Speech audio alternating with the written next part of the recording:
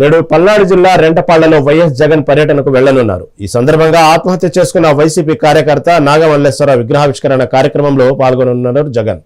భద్రతా కారణాల దృష్ట్యా జగన్ సహా కేవలం 100 మందికే పోలీసులు అనుమతి ఇచ్చారు. జగన్ కాన్వాయ్తో పాటు అదనంగా మరో 3 వాహనాలకు మాత్రమే అనుమతి ఇచ్చారు. అయితే పోలీసుల అనుమతి ఇవ్వకపోయినా పర్యటన షెడ్యూల్ విడుదలైంది. ఉదయం 9 గంటలకు బయలుదేరి 11 గంటలకు చేరుకోనున్నారు వైఎస్ జగన్. శివనాగ కుటుంబాన్ని పరామర్శించి 12 గంటలకు తాడేపల్లికి తిరుగు పయనమవుతారు. నేడు పల్నాడు జిల్లా రెంటపాళ్లలో వైఎస్ జగన్ పర్యటనకు వెళ్లనున్నారు. ఈ సందర్భంగా ఆత్మహత్య చేసుకున్న వైసీపీ కార్యకర్త నాగమల్లేశ్వర విగ్రహావిష్కరణ కార్యక్రమంలో పాల్గొన్నారు జగన్. భద్రతా కారణాల దృష్ట్యా జగన్ సహా కేవలం 100 మందికే పోలీసులు అనుమతినిచ్చారు. మళ్ళీ అక్కడ తాజా పరిస్థితి గురించి మా ప్రతినిధి శ్రీనివాస్ అందిస్తారు. శ్రీనివాస్, చెప్పండి, ఎలా ఉంది అక్కడ రెంటచింతల దగ్గర పరిస్థితి ఎలా ఉంది? ప్రస్తుతం జగన్ పర్యటన సందర్భంగా పోలీసులు పర్మిషన్ ఇచ్చినట్లేదు, కేవలం 3 వాహనాలకే జగన్ కాన్వాయ్లో పర్మిషన్ ఇచ్చినట్టుగా వార్తలు వస్తా ఉన్నాయి. మళ్ళీ అక్కడ కార్యకర్తలు భారీ స్థాయిలో చేరుకుంటారనే వార్తలు కూడా వస్తా ఉన్నాయి. దీని తాజా అప్డేట్ ఏంటి? వాస్తవానికి 9 గంటలకు బయలుదేరి గుంటూరు రోడ్డు మార్గాన గుంటూరు మీదుగా గుంటూరు సిటీ చుట్టుకుంట ప్రాంతం లాలపురం నుంచి బయలుదేరి పత్తిపాడు నియోజకవర్గ సంబంధకర్త బాలసాని కిరణ్ ఏర్పాటు చేసిన జన సమీకరణ కార్యక్రమంలో కొంతమంది ఇక్కడ జనాల సమీకరణ కార్యక్రమంలో జనాలతో 1 నిమిషం మాట్లాడి అటు నుంచి వాళ్ళకి హాయ్ బాయ్ చెప్పి అటు నుండి బయలుదేరి చుట్టుకుంట మీదుగా నల్లబాడు రోడ్డు నుండి పల్నాడు జిల్లాలోని సత్తెనపల్లి ప్రాంతానికి బయలుదేరి అక్కడ రెంటపాల గ్రామం చేరుకొని అక్కడ ఏర్పాటు చేసిన గత ప్రభుత్వంలో జూన్ 9వ తేదీ అంటే అప్పటికి కూటమి ప్రభుత్వం రాకముందు 3 రోజుల ముందు ఆత్మహత్యకు పాల్పడ్డ నాగమల్లేశ్వరరావు కుటుంబం ఏర్పాటు చేసిన అదేవిధంగా పార్టీ ఏర్పాటు చేసిన విగ్రహాన్ని ఆవిష్కరించినారు. కానీ వాస్తవంగా 9 గంటలకు జగన్మోహన్ బయలుదేరి 9:40 కల్లా పల్నాడు జిల్లా రెంటపాలకు చేరుకోవాల్సింది. కానీ కొన్ని అనివార్య కారణాల వల్ల జగన్ 9 గంటలు బయలుదేరకుండా కేవలం 5 నిమిషాల ముందు బయలుదేరు. ఇప్పుడు జగన్మోహన్ రెడ్డి కాన్వాయ్ పెదకాకాని ప్రాంతం దాటి గుంటూరు సిటీలోకి ఎంటర్ కానుంది మరో 5 నిమిషాల్లో. కాకపోతే జగన్మోహన్ రెడ్డికి అనుమతి కేవలం అతను కాన్వాయ్ 3, అదే విధంగా వెనక వాహనాలు 3 వాహనాలు, కేవలం 6 వాహనాలకు అనుమతి ఇవ్వడంతో కొంతమంది కార్యకర్తల అసహనం ఉంది. పోలీసులు కూటమి ప్రభుత్వం మా నాయకుడు మా జగన్మోహన్ రెడ్డి బయలుదేరుతుంటే అతనికి పర్మిషన్ ఇవ్వలేదు, మా మీద పూర్తి స్థాయి తర్వాత ఏమైనా కేసులు పెడతారా, మళ్ళీ లేనిపోయింది కోర్టు ధిక్కరణ, అదే విధంగా పోలీసుల చట్టం ఉల్లంఘన అంటూ మా మీద ఏమైనా ఏర్పడతారా, వీటి మీద కేసులు ఏమైనా పెడతారు భయాందోళన అయితే స్థానికులు అదేవిధంగా వైసీపీ కార్యకర్తలు ఉన్నారు. కానీ ఇక్కడ పత్తిపాడు నియోజకవర్గ సమన్వయకర్త బాలసాని కిరణ్ ఆఫీస్ దగ్గర మాత్రం ఆఫీస్ దగ్గర అయితే వాహనాలు లేవు, కానీ చుట్టుపక్కల మనం విజువల్ లో చూస్తూనే ఉన్నాం.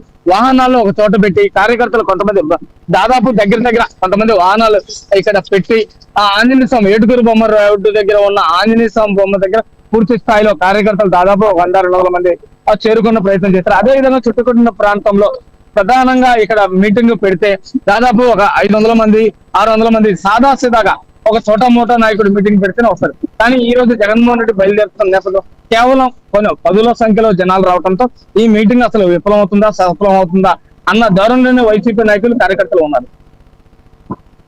జగన్ పర్యటన సందర్భంగా సత్తెనపల్లిలో హై టెన్షన్ వాతావరణం ఉన్నట్టు వార్తలు వస్తున్నాయి. అంటే అక్కడ అభిమానులు కానివ్వండి, కార్యకర్తలు ఏర్పాటు చేసిన ఫ్లెక్సీల్ని అక్కడ మున్సిపల్ శాఖ సిబ్బంది తొలగిస్తున్న క్రమంలో కొంతమంది వైసీపీ కార్యకర్తలను అడ్డుకోవడం జరిగినట్టు వార్తలు వస్తున్నాయి. అక్కడ పరిస్థితి ఎలా ఉంది?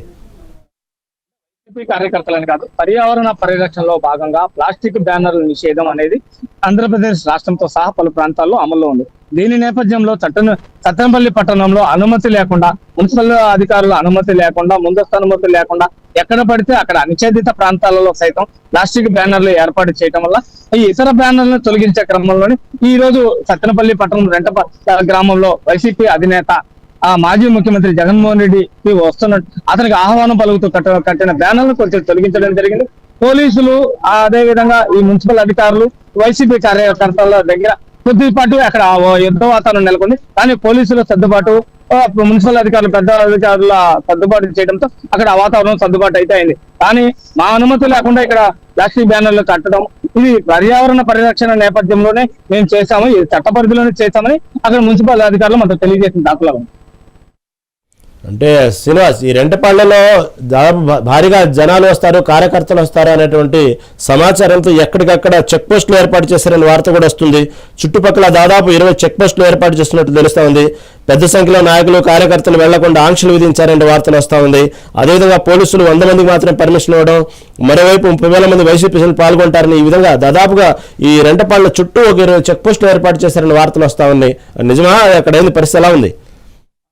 వాస్తవానికైతే పోలీసులు రెంటపాల గ్రామానికి వెళ్లే చుట్టుపక్కల అష్టదిగ్బంధనం అయితే చేసిన వాస్తవాలు అయితే ఉన్నాయి. కాకపోతే పోలీస్ యాక్ట్ 30 యాక్ట్ అమలులో ఉన్న నేపథ్యంలో అదేగాక ఆ నియోజకవర్గ వైసీపీ సమన్వయకర్త ఆ దరఖాస్తు చేసుకున్న సమయంలో పూర్తి సమాచారం అందించాలని అతనికి పోలీసులు పల్నాడు జిల్లా ఎస్పీ కంచి శ్రీనివాసరావు తెలియజేసిన నెంబరు పూర్తి సమాచారం అతను ఇవ్వకపోవడంతో కేవలం జగన్మోహన్ రెడ్డి పర్యటించే అతను 3 కాన్వాయి, అదే విధంగా వెనక 3 వాహనాలకు కేవలం 100 మందికి మాత్రమే మేము అనుమతి ఇస్తున్నామని ఎస్పీ తెలియజేసిన దాఖలలో ఎస్పీ దాఖలు అంటే సాధారణంగా ముఖ్య అధినేత వస్తున్న నేపథ్యంలో ఆ పోలీసులు పూర్తి స్థాయిలో ఒక పక్క వైసీపీ అధినేత ఈ మధ్య కాలంలో పర్యటించిన పలు ప్రాంతాల్లో జరిగిన ఘటనల నేపథ్యంలో ముందస్తుగా సమాచారం తెలుసుకొని మేము పటిష్ట భద్రత ఏర్పాటు చేస్తాం, సమాచారం అందించిందని పోలీసులు తెలియజేసిన సత్తెనపల్లి నియోజకవర్గ సమన్వయకర్త పూర్తి స్థాయిలో సమాచారం ఇవ్వకపోవడంతో పోలీసులు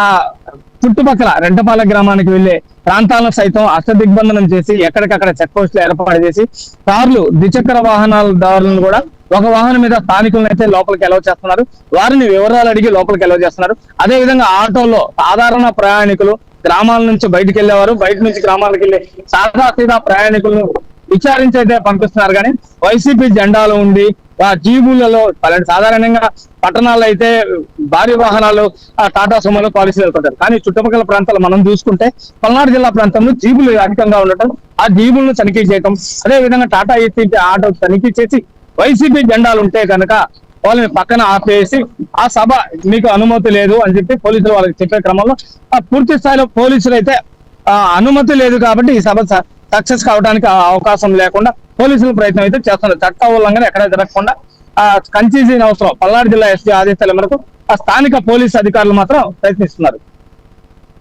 రైట్.